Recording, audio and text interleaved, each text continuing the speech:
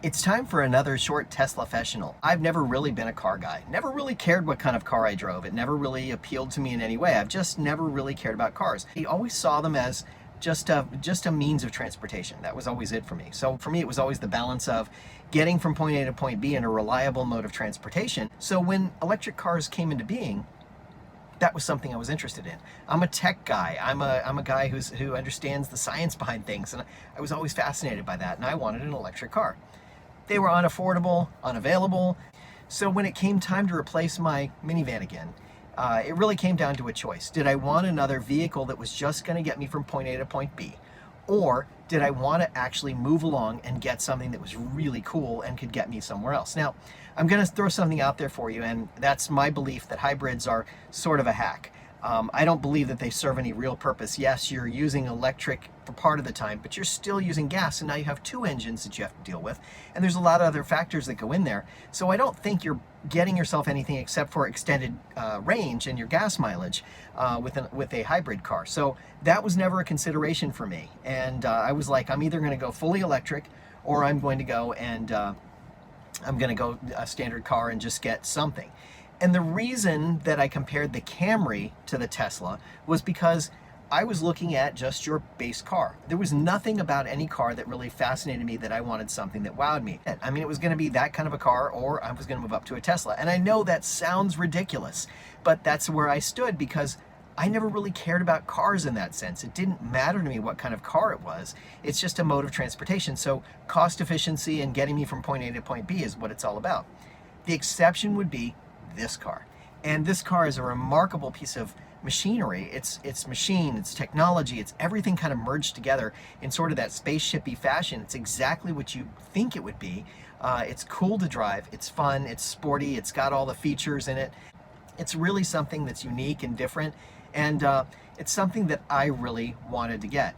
Look, I looked at some of the other electric cars. You know, they're fine, they serve a purpose, but all they do is they put the electric in a car, and they have some bells and whistles and some cool technology. But every car kind of has some cool technology now. This car really changes the way you think about technology. There's an update coming to the software that's the version 10 of the software, and it's a much ballyhooed, and everybody's excited about this version because it adds some new features, and that's exactly it. It's the fact that all you have to do is put a software update on it, and something changes about the car. The way it handles changes, the way the technology, the infotainment, everything's different. Whereas with a traditional car, even some of the other electrics, if something changes, you have to go to the dealership and take care of it, right? And they'll take care of that for you, whatever it is. So it moves the technology side of it to a much different place. And that's what fascinated me.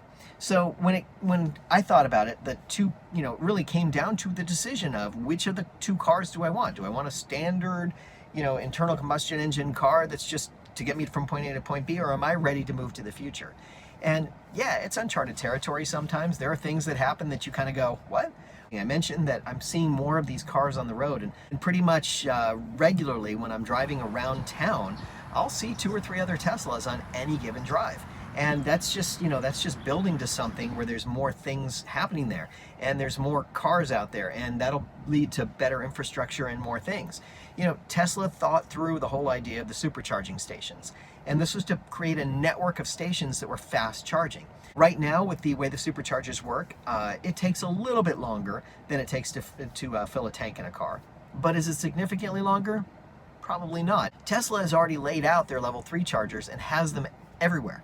So you can plan a route to anywhere and stop and supercharge and continue your route. The other cars don't do that. You have to stop and charge different places, and you have to, wait a while to charge it. So things are going to be different when you're driving this car than when you're driving anything else. But it is really, really cool, and that's why I finally decided on it. And I just wanted to share that with you because, I don't think I ever really mentioned, what went into my decision-making process there. It was just something I had been thinking about for a while. And when the battery range extended out to over 200 miles, the decision was easy. And when the cost basis, your actual cost of the car is not that much more than a standard get you to where you want to go car, it becomes so simple. Well, that's my take on why I picked this car and how I got here. And my videos reflect sort of that thought process around what I'm doing and why I'm choosing this car and what else, what are the things I'm doing. So as you see me doing things, it's kind of learning about the technology and learning about the car itself. And I'm trying to share that with you, and hopefully it inspires you, and maybe you'll buy a car too. If you do, please feel free to use my referral code. It's down in the comments below. It's in the description, and you can get your own car and get some free Supercharger miles yourself. That's something that Tesla offers. And I also wanted to throw out there, if you have any questions, if you'd like to know a little bit more about the car, if you want to know something about it, just ask. I'm happy to talk about it, show you something, show you how it works, whatever.